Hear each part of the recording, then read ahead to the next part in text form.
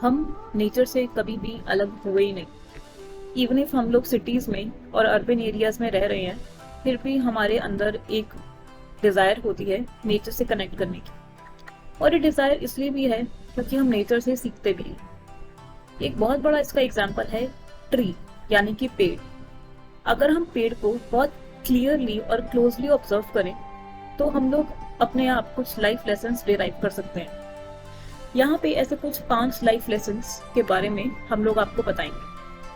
पहला life lesson जो आप एक पेड़ से सीख सकते हैं वो ये है कि कोई भी पेड़ एक दूसरे से सेम नहीं होता है।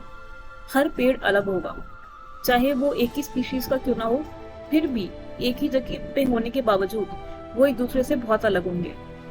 उनकी टहनियों की डायरेक्शन, उनकी लीव्स यानी कि पत्तियां, उनके रूट्स, उनका टेक्सचर, बहुत सारी चीजें एक दूसरे से अलग होंगी। अलग होने के बावजूद हर एक पेड़ अपने आप में यूनिक है और अपने आप में ब्यूटीफुल है। क्या ऐसा हमारे साथ नहीं होता है? हम लोग भी एक दूसरे से अलग होते हैं। अगर आप 2 ट्विंस को भी देखेंगे तो भी वो एक दूसरे से अलग होंगे। शक्ल और हाव भाव मिलने के बावजूद वो फिर भी अपनी पर्सनालिटीज में एक दूसरे से अलग होंगे, और अलग होने के बावजूद वो अपने आप के अंदर यूनिक हैं और ब्यूटीफुल हैं। लाइफ लेसन 2, पेड़ जो होगा वो कभी भी अपनी रूट्स नहीं छोड़ेगा। पेड़ बिना रूट्स के इरेक्ट या सीधा खड़ा हो ही नहीं सकता है। तो पेड़ के लिए ये बहुत इंपॉर्टेंट है कि जितनी डीप में वो रूट्स अपनी गड़ाएगा, ग्राउंड के अंदर जमा के रखेगा, उतनी ज्यादा देर तक वो वहां पे टिक जाएगा। क्या ये हमारे लिए भी अप्लाई नहीं होता है? जितने ज्यादा हम अपने रूट्स को होल्ड ऑन करके रखेंगे और अपने अंदर एंकर बना के रखेंगे, उतना ही आसानी से हम कॉन्फिडेंट और क्लियर लाइफ में साउंड करेंगे।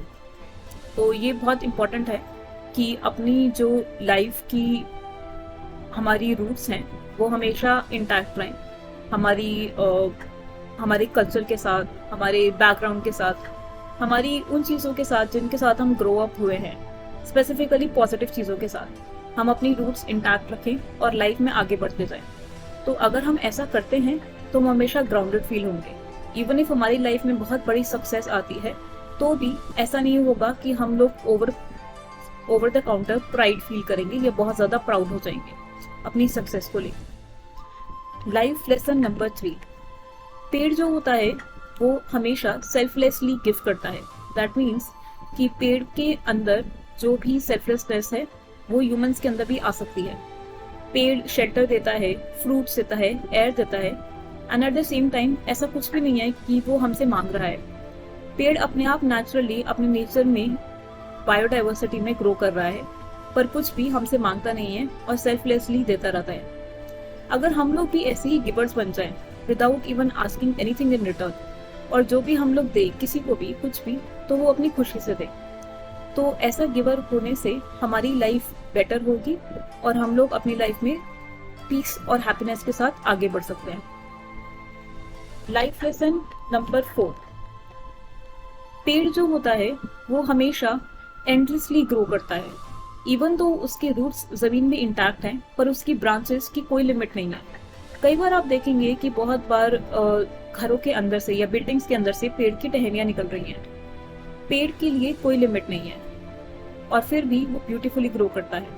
कुछ भी ऑब्स्टेकल बीच में आ जाए तो वो उसके आसपास अपनी टहनियों को इस तरीके से मोल्ड कर लेता है कि वो वहीं पे शेप ले लेता है और फिर भी ग्रो करता जाता है। सिमिलरली लाइफ में भी हम लोग ऐसा कर सकते हैं कि अपनी कोई लिमिट ना रखें, अपनी मन की इच्छा से और जितना हमारा पोटेंशियल है उसके हिसाब से हम ग्रो करते रहें, दूर आसमान के अंदर एंडलेसली। अपने रूट्स को इंटैक्ट रखें बट ग्रोथ की कोई लिमिट ना हो। Life lesson number 5,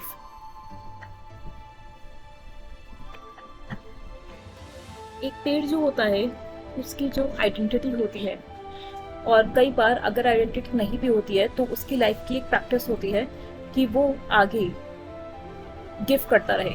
that means कि वो सीड्स गिराता रहता है जमीन पर, और उसकी सीड्स की वजह से बाकी बहुत सारी स्पीशीज को बेनिफिट होता है, और अगर बेनिफिट नहीं भी हो रहा है तो उसकी सीड से एक नया पेड़ उग सकता है। जिसका मतलब ये है कि वो अपनी नॉलेज को हमेशा शेयर करता रहता है।